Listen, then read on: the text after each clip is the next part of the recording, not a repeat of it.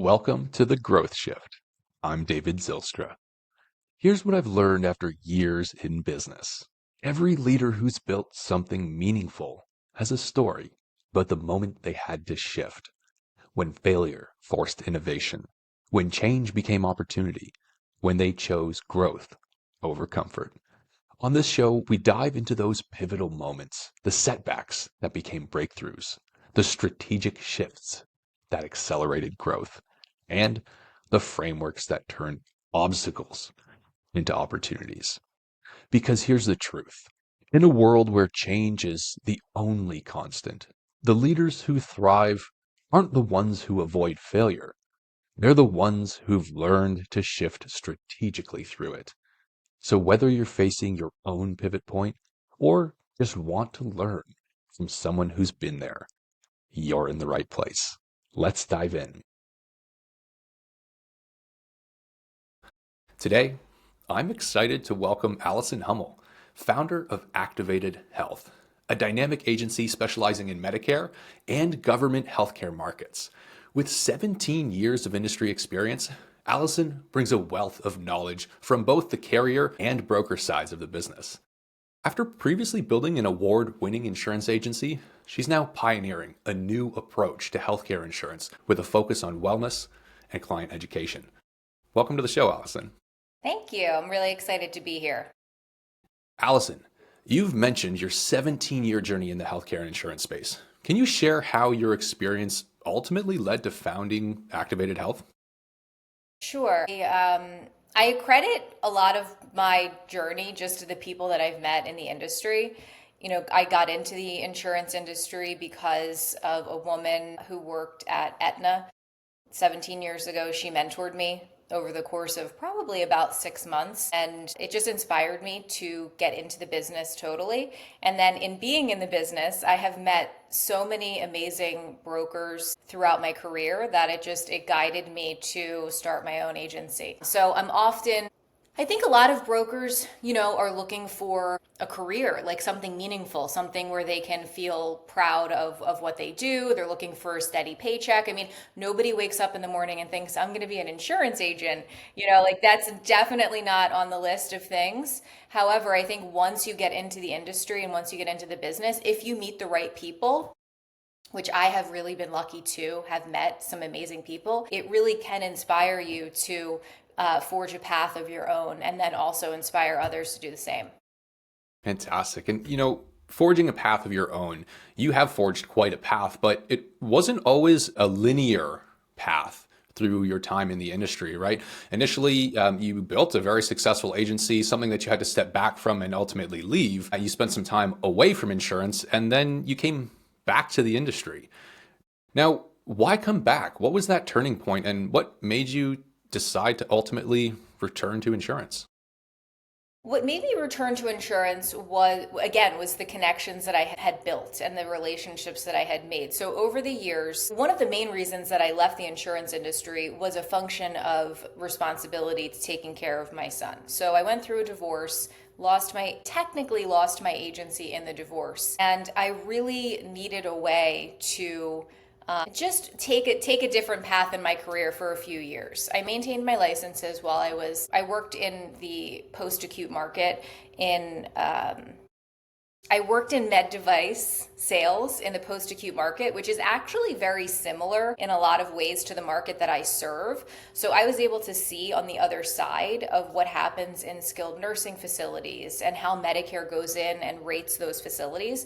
So I was able to really look at things from a different lens and also apply all of my Medicare knowledge to that business. I was on the Women's Leadership Council when I was at Cardinal Health, and I was a rising star, which meant that I had like the highest sales while I was at Cardinal Health for a certain group of people that started in that company. So working in a national company on the med device side, it did actually give me insight into the business in a way that I would never have been able to get if I had just solely stayed in insurance. With that being said, what led me back to insurance was, again, just the people that I had met. I launched a marketing agency. So I've always been an entrepreneur. Okay. I launched a marketing agency, and over the course of the time where I was basically doing a lot of consulting and then just helping businesses and brands build their social media presence, build their video presence out, I did have some older colleagues from Aetna who asked me to come back in and consult with them and present for them. And really, I did that. I went in one season of the Medicare annual election period. I did some presenting, and I just realized that I really missed the business a lot. And I had been recruited over the years to come in and build out, the New Jersey market for some agencies. Time I had an opportunity to step back into the business, I chose not to, because I really always said, if I ever step back into the business again, I'm going to build it for myself. I don't want to come in and build something for somebody else, because of the fact that it was really difficult for me to lose 60-70% of my business in my divorce, because I had personally built that myself. So that was really heartbreaking for me. I know this is like an insurance podcast, but I'm a real person, and it was just really difficult. One of my marketing clients, who is a really, really successful business owner himself. I mean, he sold a company for close to $1 billion. He was mentoring me at the time, and we were talking about insurance, and he did encourage me to get back into the business because he knew that it meant a lot to me. And so it was with his encouragement, and then having that client take me on again and come in and really meet with clients like seniors and go in and talk about Medicare. That was really the turning point for me to get back into the business. Okay. Now it sounds like it was quite the journey. You lost your business through a divorce, which of course must have been devastating with how much you put into it and how much you built creating a successful agency like that. You left the industry, but you were always feeling a little bit of a pull to come back to it. But it seems like, through that time, it wasn't wasted, right? Perhaps you built some new skills, acquired some new relationships, and came back with a new perspective on the industry and how you could do things differently as well. I think a testament to a true entrepreneur is not their ability to do well when the tides are rising, right? But their ability to do well against all adversity.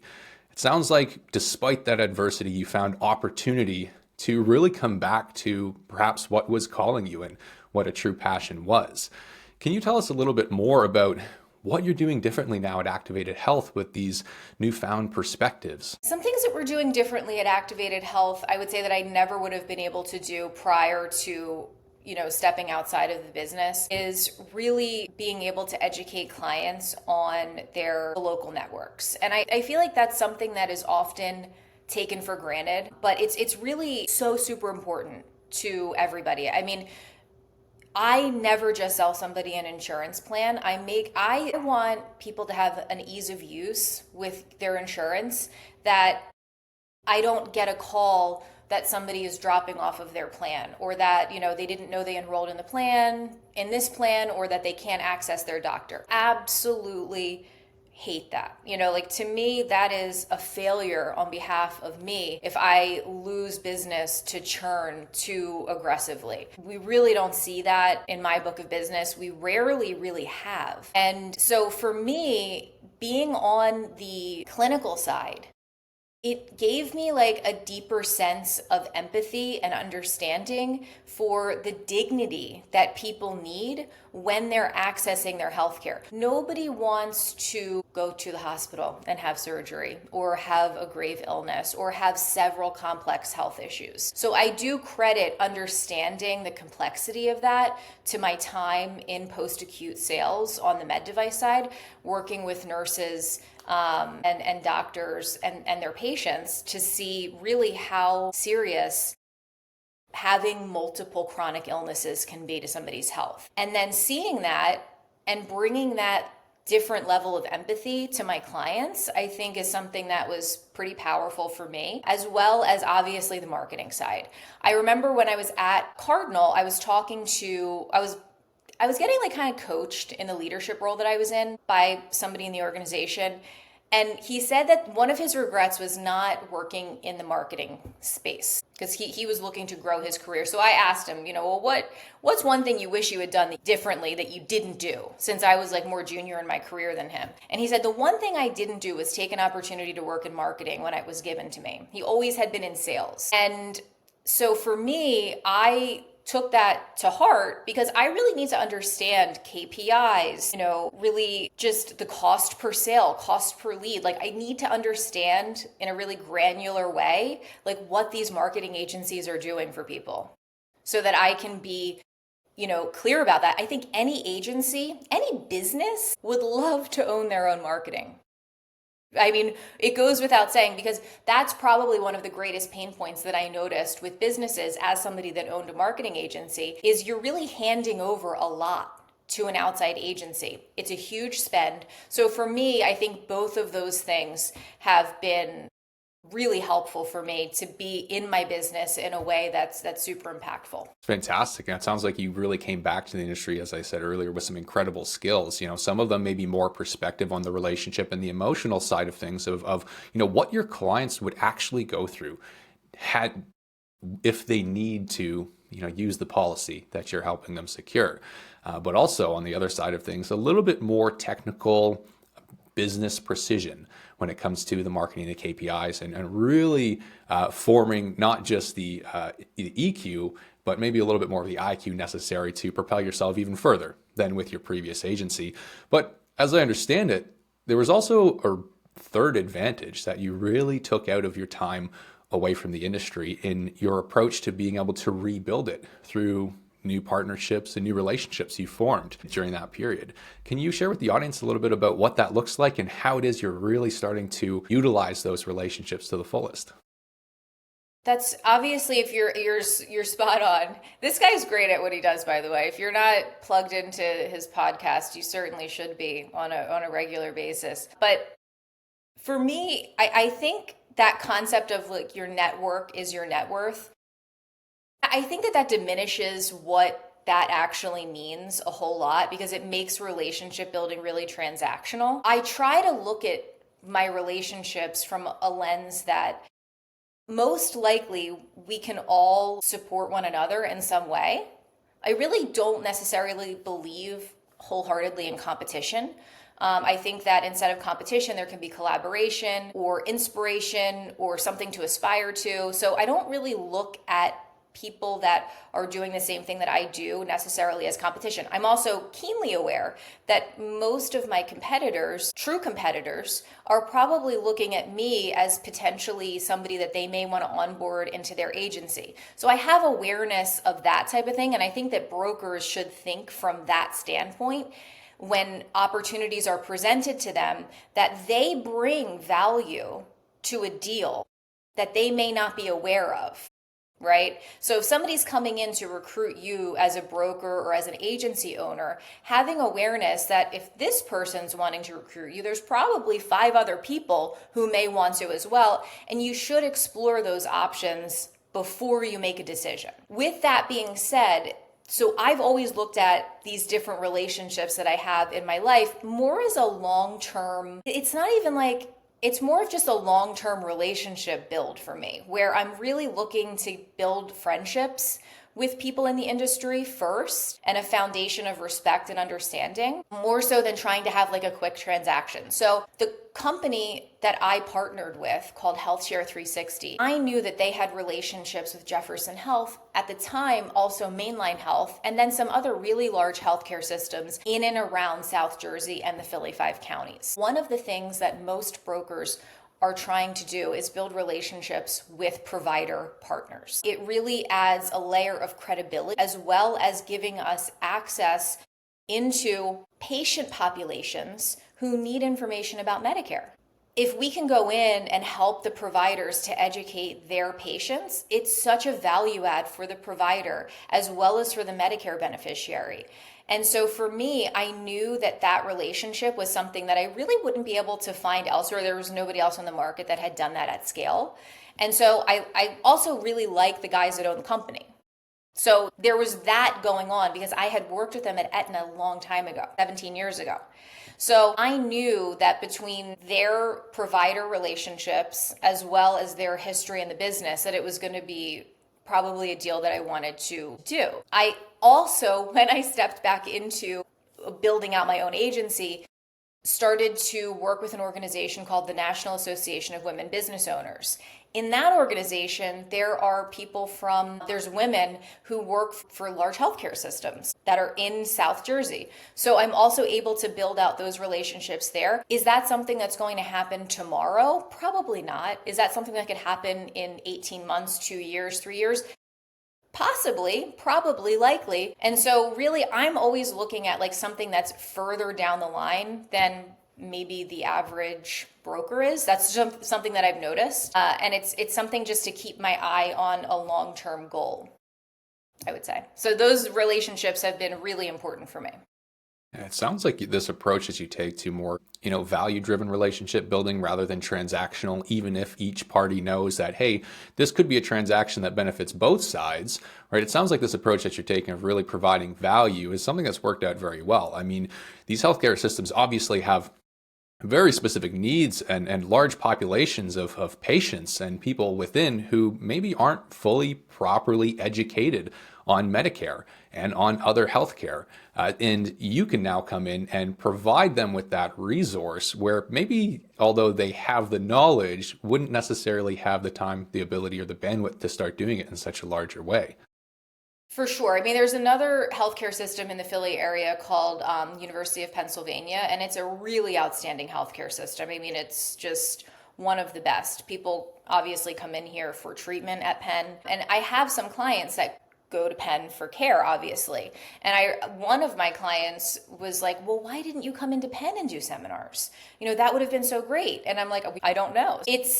The relationship there's an opening there for a potential relationship, but it's definitely something that I think should be explored like at large for other healthcare systems because it's been received really well versus it maybe healthcare systems feeling a little bit of concern about doing that. Because when you bring a broker into a healthcare system, you can really talk about multiple different plan designs, and we're not able to tell them to take one particular plan. So it really does give their patients an opportunity to hear about just their choices in a way that they might not be able to get outside of the healthcare system. Well, it sounds like this is obviously a very incredible opportunity for you and for Activated Health, not just to grow your business, but also provide more of an impact and help more people to get exactly what they need and perhaps when they need it as well. I'm curious, aside from or beyond partnerships with healthcare systems like Jefferson Health and Mainline and Philly, as you mentioned, is there perhaps a need within other organizations for similar partnerships as well? Absolutely. I mean, we do that. Yeah, that's definitely something that I think most brokers that are really good at what they do are already doing. So any organization really I mean, you could go into, a senior community where people are moving in and provide resources there, or even companies. I mean, because Jefferson Health, as an example, I have become a go-to resource for a lot of their retirees. So when they're retiring, they do pick up the phone and call me, and I can help them with that transition. That's a huge gap, and I think that that's absolutely something that needs to be addressed. So there's a ton of ways to, get out there into the community and really help people to understand what their options are. It sounds like this approach has worked especially well for Activated Health, but many professionals in the industry really struggle with the type of client acquisition that you've been able to secure through these relationships. For agents or professionals who are listening to this and might like to take a similar approach to building their book, but might not have the same sort of relationships established and connections to really help them break into that side of the market, what would you say is the best approach they could take to start down that path? I'd say the best approach is really to start with a list. I mean, I'm going to be really granular here. I would start with a brainstorm session where you're looking at all of the different organizations. Like, think really big. Even when I was running my marketing agency, I would sit down with clients and say, like, what is your end goal for your company? Like the big one. Okay, if it's to be on, a lot of times people say, oh, I want to be on Oprah. Like this was like, this was a long time ago because I've been in and out of the marketing industry for a long time, but that was like always a big goal for people. If that's the case, or they want to be on Bravo TV or something like that, then you have to create content like through that lens and really think beyond where you are right now. So, for a broker that's trying to build out these types of relationships, nothing's ever too big and you can never be too good for something. Nothing's ever too small. So, for years, you would catch me in a Walmart. Okay? Like I would literally be in a Walmart. Where was I the other day? I mean, I'll be anywhere. Like you might see me in a community. I was in a ShopRite. Like when I first got back into the business, Independence Blue Cross has a relationship. I think it was with ShopRite. And I went and I had my table set up with, it was all branded and everything. And I'm sitting in like the produce section, just meeting people in the community. So there's never an opportunity that is too big for me or too small for me. And I try to remind myself of that. So if I was a broker and I was looking at that, I would put things into context though, and understand that obviously if there is somebody that has built a relationship with a large healthcare organization, that is a more leveraged opportunity than ShopRite because you're only going to be able to see a certain number of people. Now, when I was at ShopRite, I did ask them when was the senior discount day. So I went and I worked on the senior discount day. Right? So it's like, how can you take any opportunity that you have and refine it and be really strategic with it? That's how I look at things. And then really have a positive mindset. Like when you go into things, how can I add value? What if I meet somebody? Can I smile at somebody and have them, brighten up their day or something like that? Really go in and just try to be a positive source for somebody's day. If it's a business partner, if it's somebody at the front desk, and you just literally never know where a relationship can take you. And I try to bear that in mind, as well as just to remind myself that I am just a regular person, and that everybody really is. And I always believe that people need to be able to have help when they have like a family crisis. If it's health related, or even we do life insurance.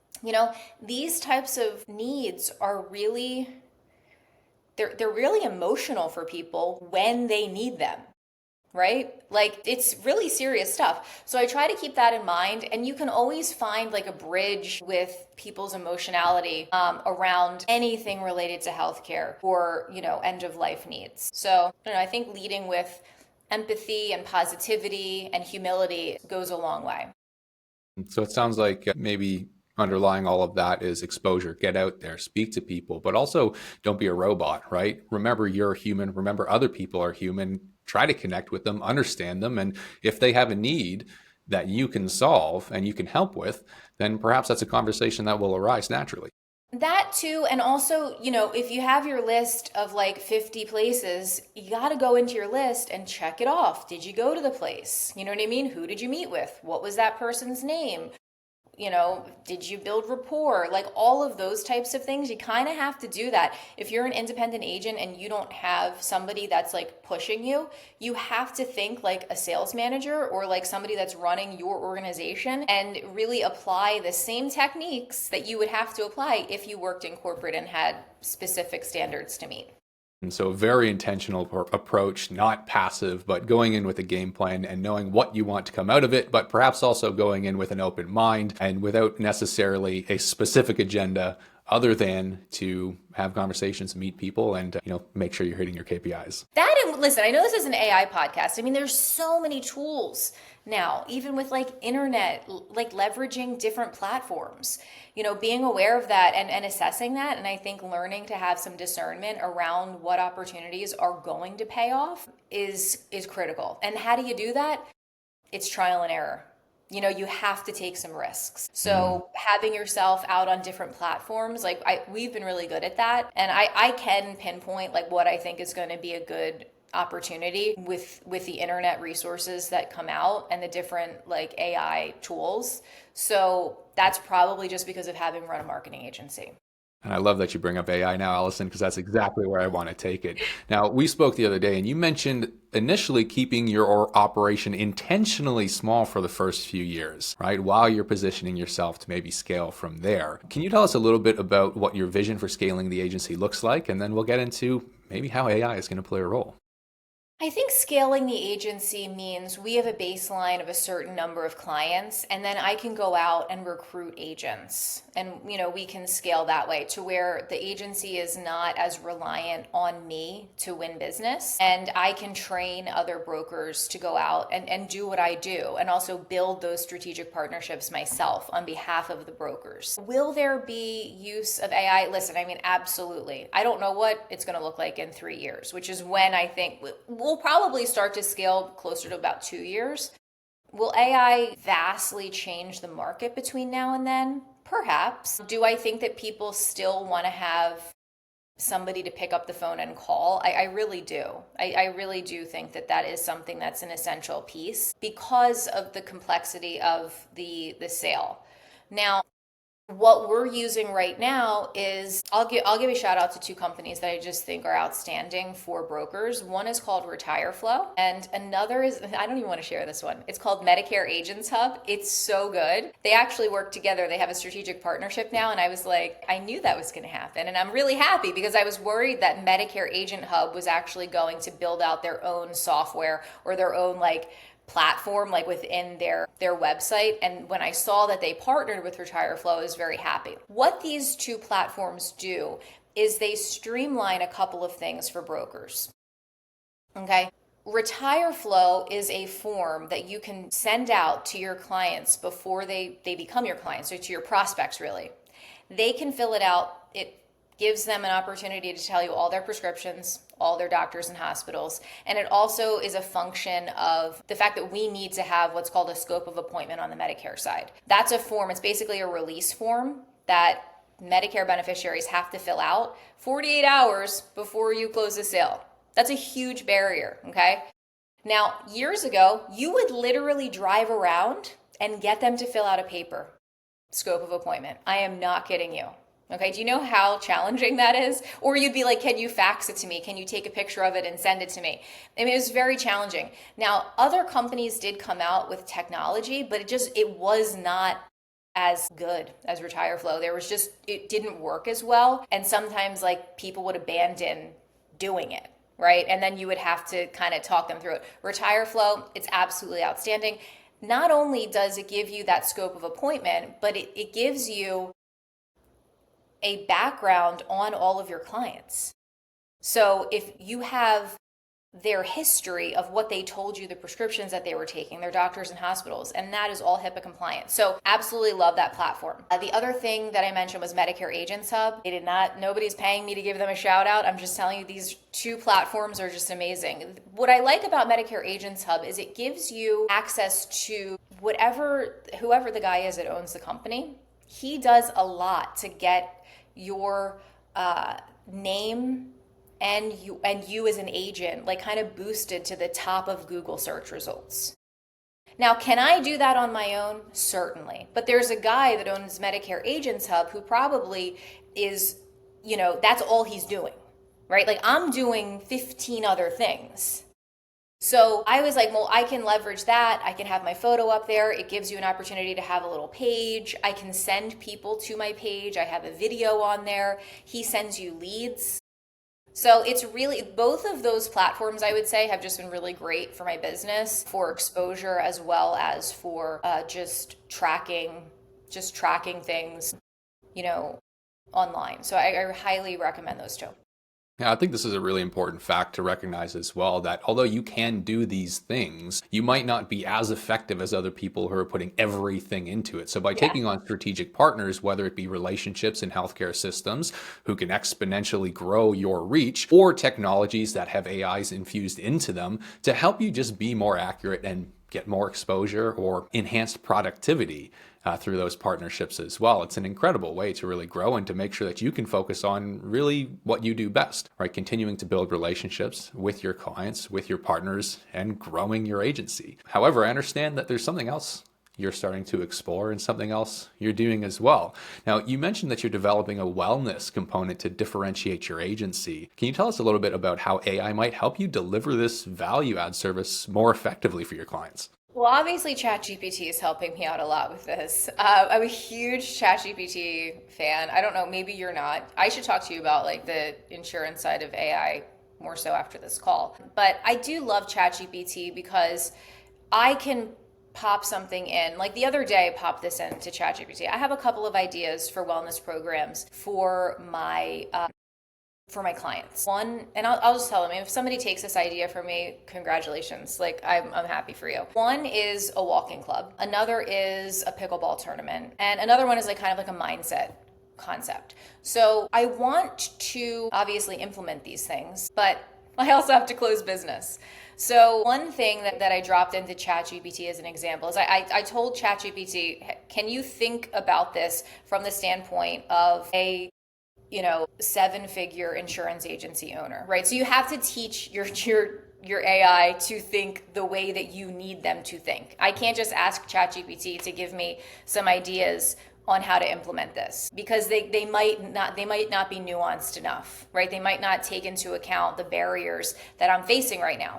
So we came up with a plan to implement these things. And the reason why I'm using AI to help me strategically plan this is because of liability, the compliance standards that we have within the Medicare space in terms of like just monetary value for things. Like I'm like, is that going to be taken into account here? Does this have to be a public offering? Can it only be for my clients? So there's just some legal aspects to it. Now, obviously, once we launch, I can run it by my actual attorney, but my attorney charges me, I think they're like $300 an hour. So it just helps to kind of move things forward that might otherwise remain stagnated. With all of that, what do you get? Not only are you adding value to your clients and to the community, right? Because it's not just about adding value just to my clients. I live in my community. I want my community to thrive. We can also have some great content as well. And then we can share this message on social media, which is, again, a leveraged way to basically take what you're already doing and then have it as something that can share a message beyond people that may not be in your community. That's incredible. I think really just the leverage opportunities with AI and platforms such as the one you mentioned are completely amazing, right? Because leverage isn't just using something to your advantage, but it's using something that can multiply what it is you're already doing. So it sounds like you're using AI maybe as a little bit of a consultant to validate ideas and enhance your thinking to really be able to bring out greater and grander ideas in a way that will provide a greater result at the end of the day, perhaps beyond what you have time to think about and plan on your own. For sure. Now, AI and tech are things that cause a lot of hesitation for industry professionals, especially within insurance. You mentioned a couple of things there, compliance, wanting to make sure that you're in line with regulations and things are being done properly. A lot of people know that there can be problems with AI as well, such as hallucination, right? Having the AI almost create an answer out of nowhere, even if it can't be sourced, or citing statistics or quoting statistics that can't be cited. These are very valid concerns, but it sounds like despite the concerns and the very real challenges with AI, you still have a very positive attitude and mindset towards it, and it's something that you are starting to use. Now, for industry professionals who might be more hesitant than excited, who might be in a position where they say, I'm just going to wait, this isn't something I'm going to do, I don't need this, I haven't needed it before, right? What sort of advice might you give to these professionals who are hesitant about starting to adopt AI, even in the ways that you're describing? I just think they should wait. They should wait till they're ready. Mm-hmm. I'm not going to tell people that they should do something that they don't feel comfortable with. It just goes against everything that is like within me. I really believe that people need to sell themselves on something. Being sold something is so bad. And I've been sold something that I didn't necessarily want. And then I got home and I was like, now why did I go and do that? I'll never forget it. Like I was at the mall and somebody sold this guy, like he was so good. He sold me a hair straightener. I don't need the hair straightener. And I'll never forget this. Every time I see these folks at the thing, I'm like, I already bought it, and I don't need another one. I don't need the upgraded version. I never used the one I bought, which was $300, by the way. So I think that what those folks should do is not use it. I'll use it. That's all I can say. And if they feel like they're worried about being out of touch, or listen, I mean, that's the only thing I'll say. Let's assess instead of selling somebody or convincing somebody to use ChatGPT, and I shouldn't just say that, to use any AI platform. Let's look at the risks of not. Okay, the risks of not, and I often talk to my son about this because he's in sixth grade. So as much as we don't want to do the math right now, math is a compounding thing. Every year it's getting harder and harder. You can't freeze the fact that you're going to go up a grade, and all of those skills that you needed that you were pushing off, like becoming excellent at, you're going to need them next year while you're doing this other thing that's layered on top of that other skill. So that would be one of the biggest risks that I see people may be missing if they're not adopting it now, is just the advancements that are happening with the AI platforms. So it's like I am so plugged in right now that I feel like I'll be able to grow with it. But I know, like, when I got back into the industry after being out of it, really selling, I mean, there's a learning curve. And I allowed myself time to really learn without like beating myself up. But that a lot of people really may not have that awareness, and may just, when they jump in, think this is crazy, right? Well, it's really not crazy. It's just that you kind of missed like those earlier stages, right?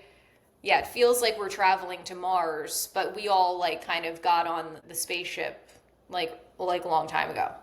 A very pragmatic response, I think, but also one that truly shows how much you care about your clients and what it is that you do, right? If you're scared, don't use it. But at the same time, keep in mind the actual risks of your concerns, right? If you're going to hold back, other people, such as yourself, will be getting ahead.